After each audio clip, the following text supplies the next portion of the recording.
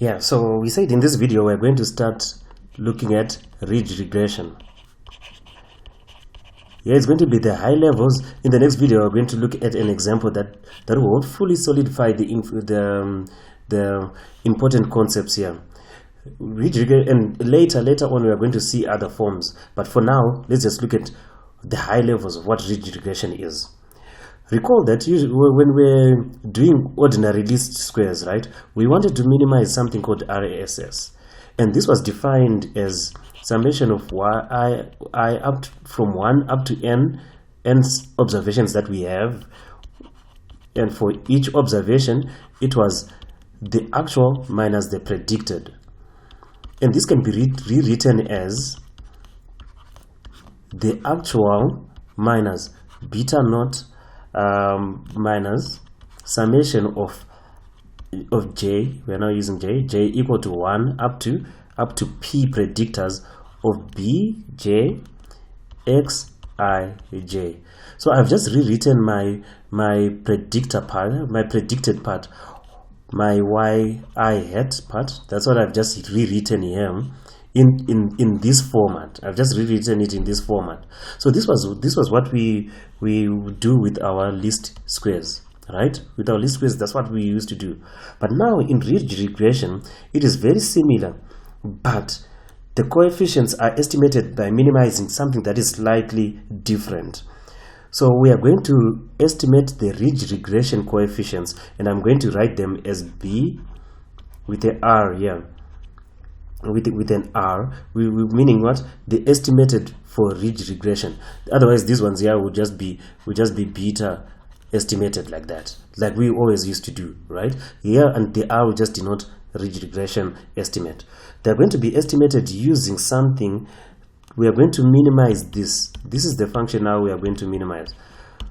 We are going to minimize summation of I equal to 1 up to n yi minus beta naught and minus j equal to 1 up to p of beta j x I j squared. These are going to be our ridge. Let's just say our ridge plus. So this part here is the same as the ordinary least squares, our least squares, but we are going to add something here. Lambda, the Greek letter lambda, summation of j equal to 1 p, then bj squared, like this. So this is what we minimize now. We do not just minimize this RSS part. We minimize this. Actually, let's rewrite this to make it look nicer. We know that this first part here, this first part is the RSS. So what we are minimizing is actually RSS plus lambda j equal to 1 for p predictors bj. And we are very careful here. We are saying we are starting at j equal to 1. We are starting at j equal to 1. We are not starting at j equal to 0, because the beta naught is not going to be affected by ridge regression. We are not going to affect the beta naught by using ridge regression.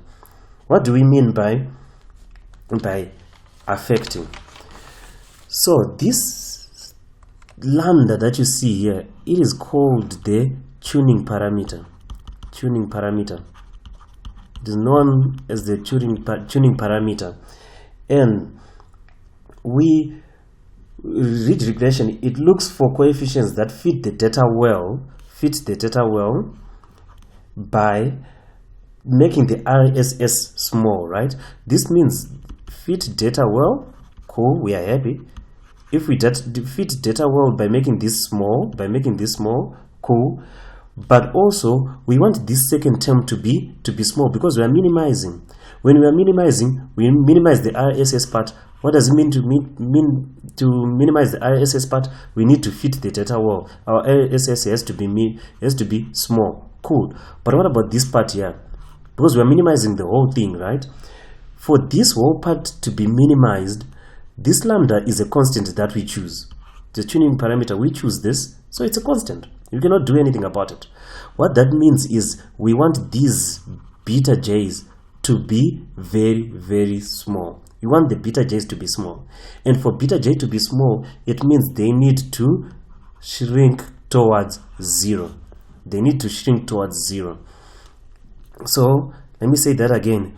For the second part to be small, since we are minimizing, the first part, for it to be small, we just need to fit the data well. Perfect. We understand that part. We understand that part because that's what we've been doing so far. We just need our RSS to be small. But what about this second part? What does it mean for us, for it to be small, for it to minimize this whole thing? It means these beta j's need to tend towards 0. It means this needs to tend towards 0. So the second part needs to tend towards 0. Right? So the shrinkage penalty will be small when beta 1 up to beta p are close to 0. So that's where the shrinking comes in. We're shrinking them. If we only had the RSS, can you see there was no shrinkage here? But the presence of this is now forcing us to shrink the betas even further. So this presence of the tuning parameter, the lambda, it controls the relative impact of these two terms on the regression coefficient estimates. When lambda is equal to 0, this second part just disappears. And when it disappears, it means our ridge regression has produced least squares, the least squares solution, because we are only dealing with this first part, which is the least squares solution, right? But when lambda approaches infinity, when lambda now becomes so large, if this part is so large, this thing will blow out of proportion. But if it blows out of proportion when we're trying to minimize, what is the minimizing part going to blame? It's going to start blaming these betas even more, because it cannot do anything about lambda. So it's going to start blaming these beta j's more, which means it's going to push the beta j's more and more towards 0, because we're trying to minimize. We're like, dude, now man, this thing is blowing out of proportion because lambda is approaching infinity. But it's not the beta j's fault. But hey, when we're minimizing, we are going to start blaming the beta j's, and we are going to push them towards 0, which means as we push them towards 0, we'll reach a point where all the beta j's are going to equal 0. As when lambda equals infinity, our beta j's will now be equal to 0, and we have the null model. We have the null model, right? So what this shows us, this shows us is, at any stage in between this lambda equal to 0 and lambda equal to infinity, ridge regression produces different set of coefficient estimates, different sets of beta j's. So when lambda is equal to 10, we have a set of beta j's associated with that, associated with lambda equal to 10. When lambda is equal to 100, we have a set of of betas that are associated with that. You see? So at any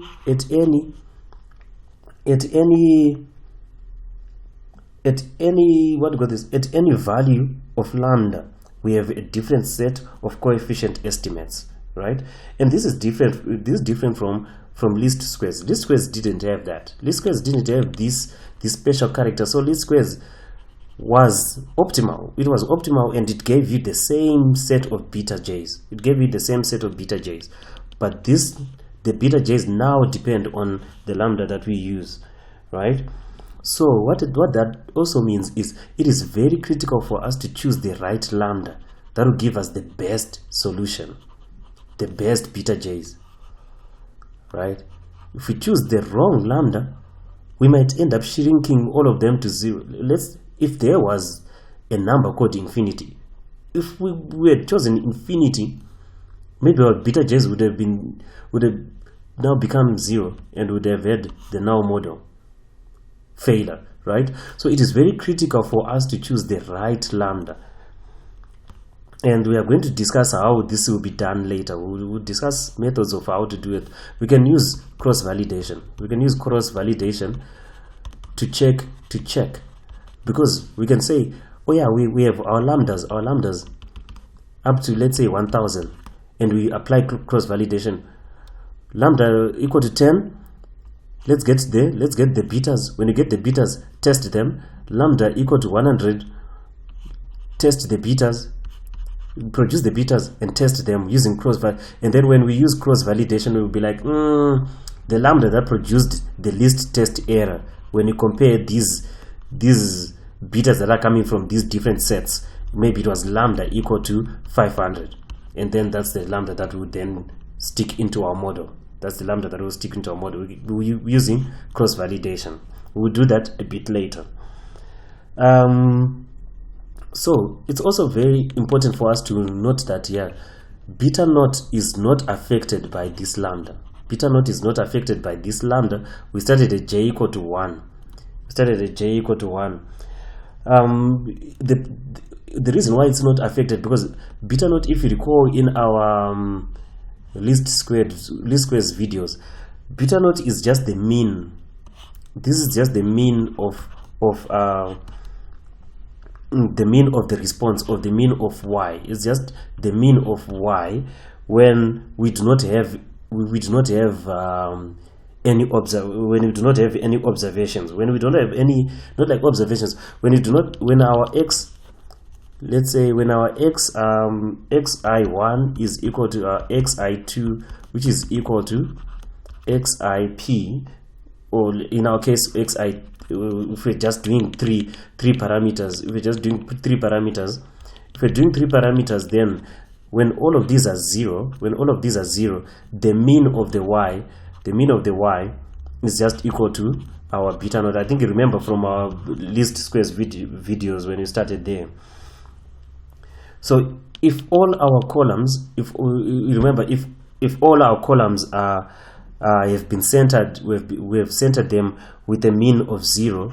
If we have centered them with a mean equal to 0, all our columns, let's say this is our income column, this is our age column, this is our height column. If we have centered each one of them to have a mean of 0, right, we know that our beta naught will be given by will be estimated by the mean, which is just equal to yi over n, which is just yi over n. I think you recall this from the previous videos on least squares.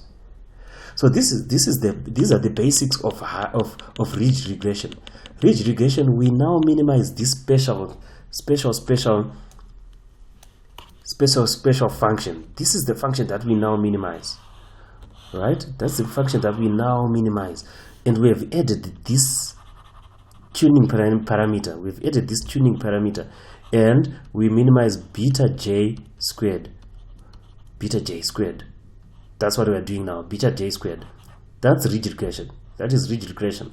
In the next video, we're going to look at a simple example of what does this really mean when we look at, we're going to look at r squared in a situation of r squared.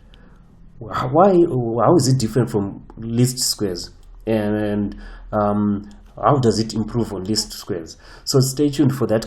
It's a very quick video with just high level and just a simple example of how this actually works.